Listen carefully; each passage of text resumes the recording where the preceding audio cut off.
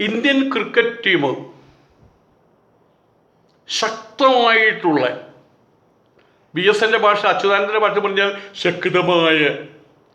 ശക്തമായ പോരാട്ടത്തിലാണ്.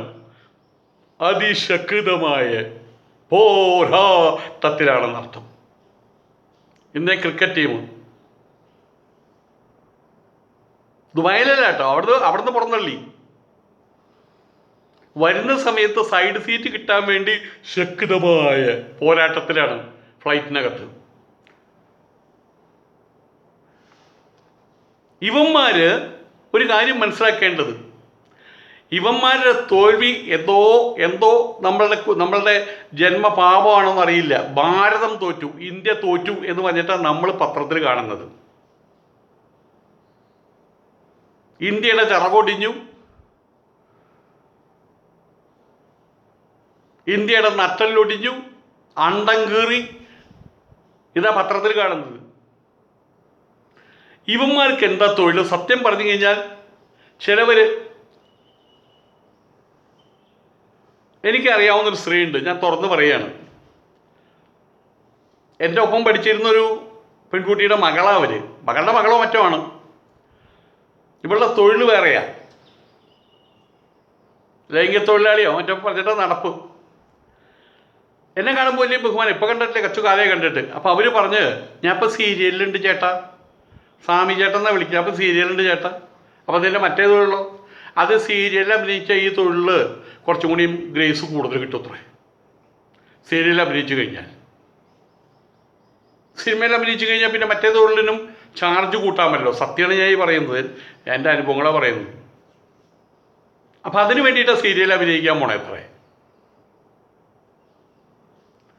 ഇതുപോലെ Indian cricket ടീമിൽ സ്ഥാനം കിട്ടിക്കഴിഞ്ഞാൽ പിന്നെ ഇവരുടെ പരിപാടി കുടിക്കുവൻ കൊക്കോക്കോള.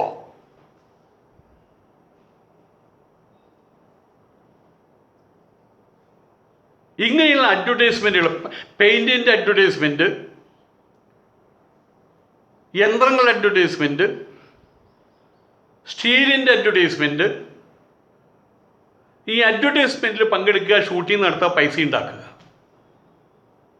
ഈ ഇവിടെ ചെന്ന് പൈസ ഉണ്ടാക്കണേ. ഇപ്പം ഞാൻ പോയിട്ട് കൊക്കോക്കോള ഇങ്ങനെ കുടിക്കുന്നത് കാണിച്ചു തന്നാൽ ആൾക്കാർക്ക് പിന്തുടരില്ലല്ലോ. അതുകൊണ്ട് ക്രിക്കറ്റ് ടീമിന് ആദ്യം അംഗമാവും. എങ്ങനെയും ചാടി കയറി കഴിഞ്ഞാൽ പിന്നെ ക്രിക്കറ്റിനോടല്ല താല്പര്യം, പിന്നെ അഡ്വർടൈസ്മെൻറ്റിനോടാണ് താല്പര്യം. അവിടെ നിന്നാണ് പൈസ കിട്ടുക. മറ്റൊരു സീസണൽ ബിസിനസ്സാണല്ലോ. ആയതുകൊണ്ട് തന്നെ ഇവിടെ ഗവൺമെൻറ് ജോലി ഉണ്ടെങ്കിൽ അയാൾ പിന്നെ വേറൊരു ജോലിക്ക് പോകാൻ പാടില്ല, സാമ്പത്തികം കിട്ടുന്ന വേറൊരു ജോലിക്ക് പോകാൻ പാടില്ല. ഇവിടെ നിയമമുണ്ടല്ലോ. എന്താ ഗവൺമെൻറ് ഓഫീഷ്യൽസിന് മാത്രമേ അത് പാടുള്ളൂന്നുണ്ടോ? ഇവരും ഇന്ത്യ സർക്കാരിൻ്റെ പേരിലല്ലേ ഈ പോകുന്ന ഈ നാറികൾ. സുമാർ അഴിക്കോട് പറഞ്ഞ പോലെ പുറകിലോടാൻ വേണ്ടി എന്തിനാണ് ഈ പെൺകുട്ടി ലോസ് ആഞ്ചലസിൽ വരെ പോണേ? ഏതോ തോൽക്കാൻ വേണ്ടിയിട്ടല്ലേ ഇവറ്റകൾ ഈ പോകുന്നത്? തോറ്റമ്പാൻ വേണ്ടിയിട്ട്, നാണം കെട്ട തോൽവിക്ക് ഏറ്റെടുക്കാൻ വേണ്ടിയിട്ടല്ലേ ഇവർ ഈ പുറത്തു പോകുന്നത്? അത് ഗവൺമെൻറ്റിൻ്റെ പേരിലല്ല. ഇവരോട് പറയണം, നിങ്ങൾ ക്രിക്കറ്റ് ടീമിലുള്ളിടത്തോളം കാലം മറ്റ് മണി സോഴ്സുകൾ, മറ്റ് മോണിറ്ററിയൽ സോഴ്സുകളെ നിങ്ങൾ ഡിപ്പെൻഡ് ചെയ്യാൻ പാടില്ല, സമ്മതിക്കൂല, താമസിക്കൂല എന്ന് പറയണം.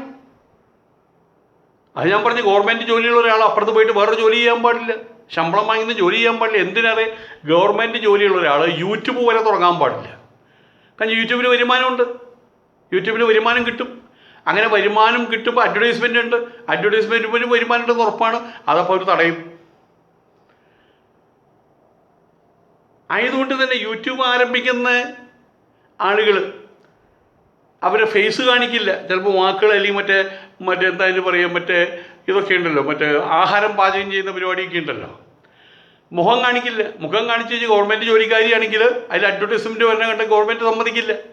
പിന്നെ ക്രിക്കറ്റ് പ്ലെയേഴ്സ് ഇവരോട് പറയണം, നിങ്ങൾ ഒന്നിനോ ഇവിടെ അല്ലെങ്കിൽ അവിടെ.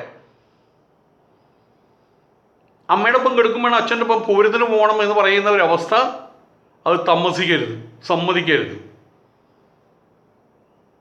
കളിക്കാച്ച കളി ആവരുത്. ഇവർക്ക് എന്തെങ്കിലും ഒരു ആത്മാർത്ഥത, ഈ ദുബായിൽ പോയിട്ട് എന്തെങ്കിലും ഒരു ആത്മാർത്ഥത ഇവർ കാണിച്ചു. ഇവിടുത്തെ ഒരു ഈ കോഹ്ലി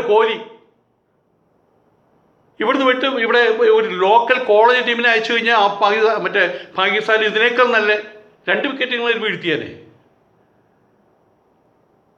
ഇത് ആർക്കോ വേണ്ടൊരു കളിയുമ്പോൾ കളിയല്ലേ അവരവിടെ കളിച്ചത്. ഇനി മത്സരം അവശേഷിക്കാനിരിക്കുമ്പോഴാണ് ഗെറ്റൗട്ട് പറഞ്ഞത്, കടന്നു പോ പുറത്തു നിന്ന്, നമ്മുടെ മുഖ്യമന്ത്രി പറഞ്ഞ പോലെ. എന്നിട്ട് വിമാനത്തിനകത്ത് കയറിയിട്ടാണ് പ്രതാപം കാണിക്കുന്നത്, സൈഡ് സീറ്റ് കിട്ടാൻ വേണ്ടി ഇടിയോടിടി അടിയോടടി അടിയോടി. കടുത്ത മത്സരം, ശക്തമായ മത്സരം സൈഡ് സീറ്റ് കിട്ടാൻ വേണ്ടിയിട്ട്. ഇവിടെ വന്ന ഉടനെ തന്നെ അഡ്വർടൈസ്മെൻറ്റ് ആരംഭിക്കും. ഇതാണ് ഇവർ ചെയ്തുകൊണ്ടിരിക്കുന്നത്. എന്നെ സംബന്ധിച്ച് എനിക്കിപ്പോൾ പറയാനുള്ളത്, സത്യം പറഞ്ഞാൽ തുറന്നു പറയുകയാണ്, ഇത്തവണ ദുബായ് അവിടുത്തെ 2020 ദൈവമേ ക്രിക്കറ്റ് ദൈവമേ പാകിസ്ഥാനെ ജയിപ്പിക്കണം. കാരണം ഇത് വേണം. പരമ്പരാഗത ശത്രുക്കൾ എന്നാണല്ലോ വെപ്പ്. എനിക്കങ്ങനെ തോന്നിയിട്ടില്ല. പരമ്പരാഗത ശത്രുക്കൾ. അതുകൊണ്ട് ഇപ്പോൾ ഓസ്ട്രേലിയ, ഇംഗ്ലണ്ട്, പിന്നെ പാകിസ്ഥാൻ, ന്യൂസിലൻഡ്, അങ്ങനെ 4 പേരോ മറ്റോ ഫൈനലിൽ കടന്നിട്ടുള്ളത്. എനിക്കതിൽ ഇംഗ്ലണ്ടിനോടോ ഓസ്ട്രേലിയയോടോ ന്യൂസിലൻഡിനോടോ വ്യക്തിപരമായിട്ട് യാതൊരു എതിർപ്പുമില്ല.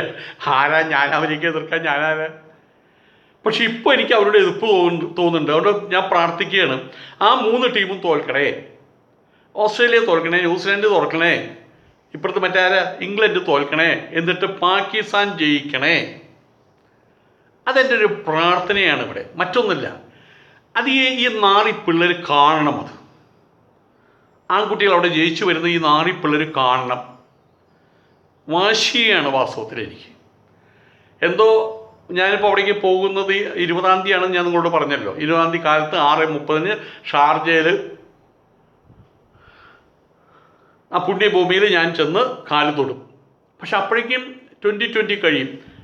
ഞാനങ്ങനെ മനസ്സിലാലോചിച്ചു, പാകിസ്ഥാൻ ഫൈനൽ മത്സരത്തിൽ അവിടെ ചെല്ലുന്നു.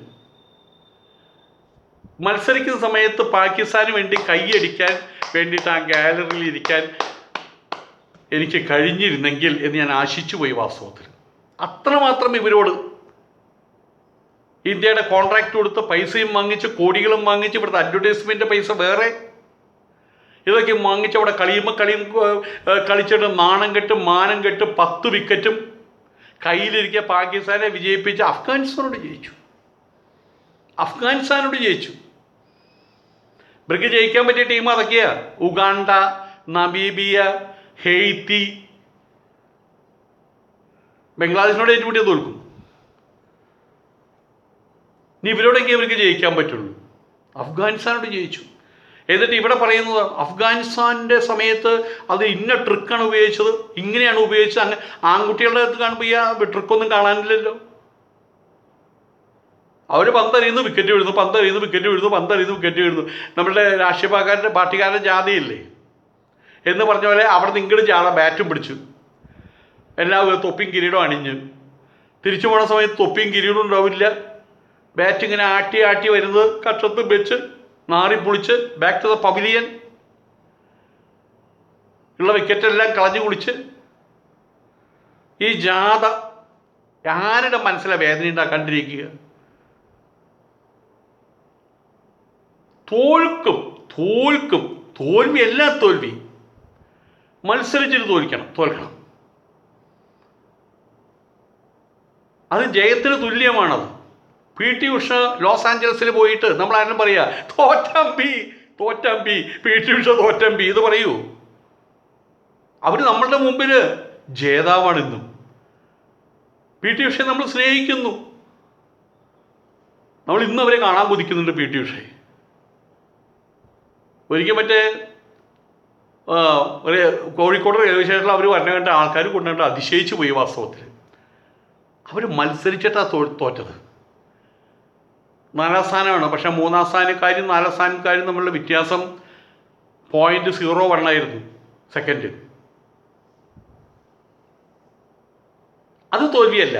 പക്ഷെ ഇത് തോൽവി ആട്ടിക്കിട്ടാത്ത. ശരിക്കും പറയാമെന്ന് വെച്ച് കഴിഞ്ഞാൽ ഈ അവിടെ പോയിട്ട് സ്റ്റമ്പും വലിച്ചെറിഞ്ഞ് തിരിച്ചു വരുന്ന സമയത്ത് ആ പാൻറ്റ് ഊരിൻ്റെ ആവശ്യമില്ല. പലരും ചന്തിയുടെ പകുതിക്ക് വെച്ചല്ല പാൻറ്റ്, ആ പാൻറ്റ് അങ്ങോട്ട് താഴോട്ട് ഇറങ്ങിയിട്ട് നല്ല പുളിവാറുകൊണ്ട് അടിക്കണം. അതാണ് വേണ്ടത്.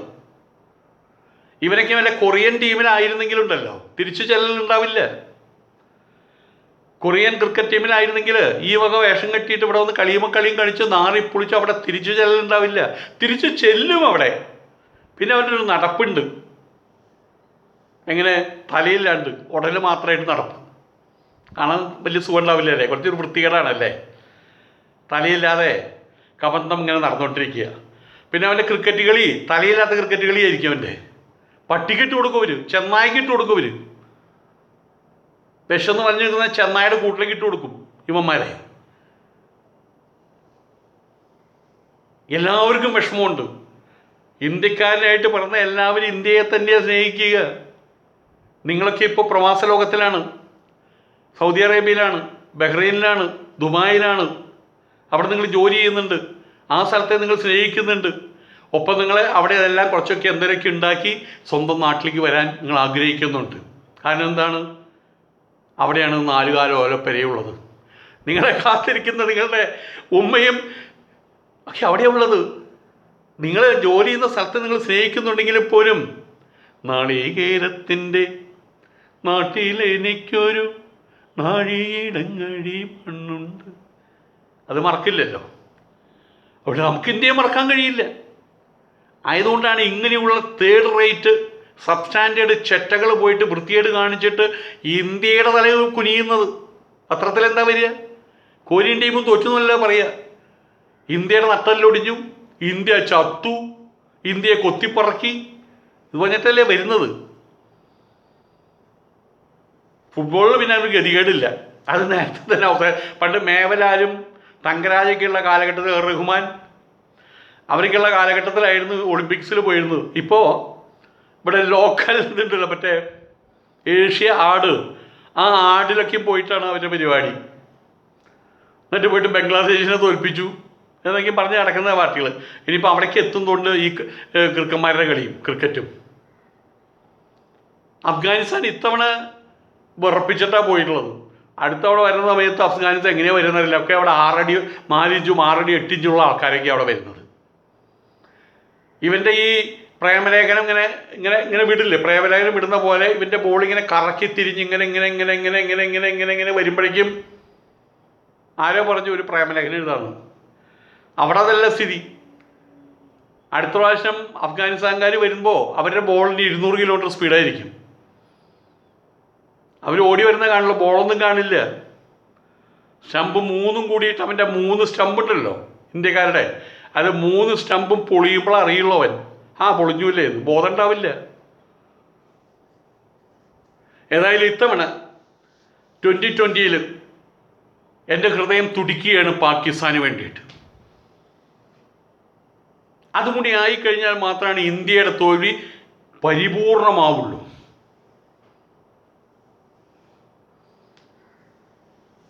ഞാൻ എൻ്റെ മനസ്സിലുള്ള കാര്യമാണ് പറഞ്ഞത്. ഇനി ഞാൻ അസത്യം പറയാം. തോറ്റാലും ഞാൻ ഇന്ത്യൻ ടീമിൻ്റെ ഒപ്പമാണ്. ഒരിക്കലല്ലേ തോറ്റുള്ളൂ, അടുത്തല്ല അവർ ജയിക്കും. ഇവിടെ ദുബായിൽ ആദ്യത്തെ തോറ്റ സമയത്ത് ഇവിടുത്തെ കുറേ രംഗനാഥൻ കുറേ ആൾക്കാരുണ്ട്. ആ തോൽവിയെക്കുറിച്ച് വിശകലനം നടത്തി. എന്നിട്ട് അതിൽ ചില മാറ്റങ്ങൾ വരുത്തിക്കഴിഞ്ഞാൽ അവിടെ വിജയിക്കും. അവിടെയും എന്തിനേറെ അവസാനം ന്യൂസിലൻഡ് അവരോട് തോറ്റാൽ ഇന്ത്യക്ക് നിലനിൽപ്പുണ്ട്. അഫ്ഗാനിസ്ഥാൻ ഇവരോട് ശരിക്കും ജയിച്ചു കഴിഞ്ഞാൽ ഇന്ത്യക്ക് മാണവും മാനമില്ലാത്ത വർത്തമാനമല്ലേ. പോയിട്ട് ക്രീസ് അവിടെ ഗാലറിയിൽ ഇരിക്കുക, അവൻ തോൽക്കുന്നപ്പോഴേക്കും നമുക്ക് നിലനിൽപ്പുണ്ടെന്ന്. നിലനിൽപ്പായിട്ടുള്ളൂ. ഇവർ കാണിച്ച എല്ലാ വിധത്തിലുള്ള വൃത്തികേടും കാണിച്ചിട്ട് അവസാനം അവർ ജയിക്കുമോ ഇവർ തോൽക്കുമോ, ഇവരെത്ര മാർജിനിൽ ജയിക്കും അവരെത്ര മാർജിനിൽ തോൽക്കും, നമുക്ക് വല്ല ഗതിയും പിടിക്കുമോ, ഏതായാലും അവസാനിപ്പിച്ചു, പറഞ്ഞു വിട്ടു. എല്ലാത്തിനെയും ഇവിടേക്ക് പറഞ്ഞു വിട്ടു. ഈ ഒരവസ്ഥയിൽ നമുക്ക് ഇനി ഇന്ത്യക്ക് വേണ്ടി ക്രിക്കറ്റിൻ്റെ ലോകത്തിൽ ക്രിക്കറ്റിൻ്റെ കാര്യത്തിൽ ഇന്ത്യക്ക് വേണ്ടി പ്രാർത്ഥിക്കാൻ കഴിയുമെന്ന് തോന്നുന്നുണ്ടോ? ഇവിടെയുള്ള സംഘിപ്പിള്ളേർ മാത്രം പ്രാർത്ഥിക്കും. കാരണം ഇന്ത്യ തോറ്റു. ഇനിയിപ്പോൾ ഒറ്റ മോഹം മാത്രമേ ഉള്ളൂ, ആ പാകിസ്ഥാൻ എന്തോ തോറ്റു കിട്ടണം. ഓസ്ട്രേലിയ ജയിച്ചാൽ വേണ്ടില്ല, ന്യൂസിലാൻഡ് ജയിച്ചാൽ വേണ്ടില്ല, ഇംഗ്ലണ്ട് ആയാലും കുഴപ്പമില്ല, പാകിസ്ഥാനിൻ്റെ ജയം. ഈശ്വര, 4 ടീമേ ഇനി ബാക്കിയുള്ളൂ. ഇനി പാകിസ്ഥാൻ ഒരു ജയം കൂടി ജയിച്ചു കഴിഞ്ഞാൽ വെള്ളിക്കപ്പ് ഉറപ്പായി, 2ാം സ്ഥാനം ഉറപ്പായി. അതുപോലും ഉണ്ടാവരുത്. ഫർദറായിട്ട് വരുന്ന നെക്സ്റ്റ് മത്സരത്തിൽ തന്നെ തുറക്കണേ. ഈ പ്രാർത്ഥനയായിട്ട് ഇവിടെ ഇരിക്കുന്നത് തീവ്രവാദികൾ. അതുകൊണ്ടാണ് ഞാൻ പ്രാർത്ഥിക്കുന്നത്, ഇന്ത്യൻ ടീമിൻ്റെ മനസ്സിന് തകർന്നാലേ മതിയാകും. തകർന്ന് തരിപ്പണമാകണം. ഇപ്പോഴും അവർ എൻജോയ് ചെയ്യണം. ഇപ്പോൾ അവർ പാകിസ്ഥാൻ പരാജയപ്പെടാൻ വേണ്ടി പ്രാർത്ഥിക്കുകയാണ്. പാകിസ്ഥാൻ പരാജയപ്പെട്ട ഇന്ത്യ ജയിക്കൂ. ആയതുകൊണ്ട് തന്നെ ഇന്ത്യയുടെ ജയം കൃത്യമായിട്ട് മനോഹരമായിട്ട് തോറ്റു എന്നുള്ള ജയമല്ല, തോൽവി. ഇതുപോലെ തന്നെ പാകിസ്ഥാൻ മനോഹരമായിട്ട് അവിടെ ജയിക്കണം, കപ്പ് അവർ ഉയർത്തണം. എന്നിട്ട് ഇവരുടെ മുഖത്തേക്ക് എന്തായാലും പറയാം, അതിന് ചെറിയ കപ്പിട്ടുണ്ട്, അത് പറ്റി തൊള്ളയിൽ കുത്തിത്തിരിക്കണം വാസ്തവത്തിൽ ഇന്ത്യക്കാരുടെ. അടുത്ത പ്രാവശ്യം 2020 ഇങ്ങനെ നാണം കെട്ട് പുളിച്ച് പോകാനുള്ള അവസരം ലഭിക്കുന്ന രീതിയിലുള്ള സെലക്ഷൻ കമ്മിറ്റിയിൽ നിന്നാണല്ലോ അവസരം കിട്ടുക സെലക്ഷനിൽ. അതുപോലും കിട്ടാതെ പണ്ടാറടങ്ങട്ടെ ഇന്ത്യൻ ടീം. ഇതെനിക്ക് പ്രാർത്ഥിക്കാനുള്ളൂ. ഇനി വാൽകൃഷ്ണൻ ഒന്നുണ്ട്, എന്നാൽ നീ പോടാ പാകിസ്ഥാനിലേക്ക്. ഇപ്പോൾ വരും. എന്നാൽ നീ പോടാ പാകിസ്ഥാനിലേക്ക്, എന്നാൽ നീ പോയിട്ട് മുറിക്കടാ, എന്നാൽ നീ പോയിട്ട് സിറിയയിലേക്ക് പോടാ. അതിൻ്റെ പുറകിൽ വരും. ക്രിസംഖ്യകളൊരു കാര്യം മനസ്സിലാക്കുന്നില്ല. എന്നെ തെറി വിളിക്കാൻ വേണ്ടിയിട്ടാണെങ്കിലും ഇത് ഓപ്പൺ ചെയ്ത് കഴിഞ്ഞാൽ 10-25 പൈസ എനിക്ക് കിട്ടും. അത് ഈ ഉശാമ്പികൾ മനസ്സിലാക്കുന്നില്ല. അതുകൊണ്ട് എന്നെ തെറി വിളിക്കാനാണെങ്കിലും പ്രിയപ്പെട്ട സംഖ്യകളെ നിങ്ങളൊന്ന് ഓപ്പൺ ചെയ്യും. ഓപ്പൺ ചെയ്തിട്ട് അതിൻ്റെ അടിയിൽ കമൻറ്റ് എഴുതും. പട്ടീന്നോ കള്ളനോ തെണ്ടീന്നോ തന്തയുടെ പേരിലൊക്കെ കമൻറ്റ് എഴുതിക്കോ. നന്നായിട്ട് എഴുതിക്കോ, വിടാണ്ട് എഴുതിക്കോ കേട്ടോ. നമസ്കാരം.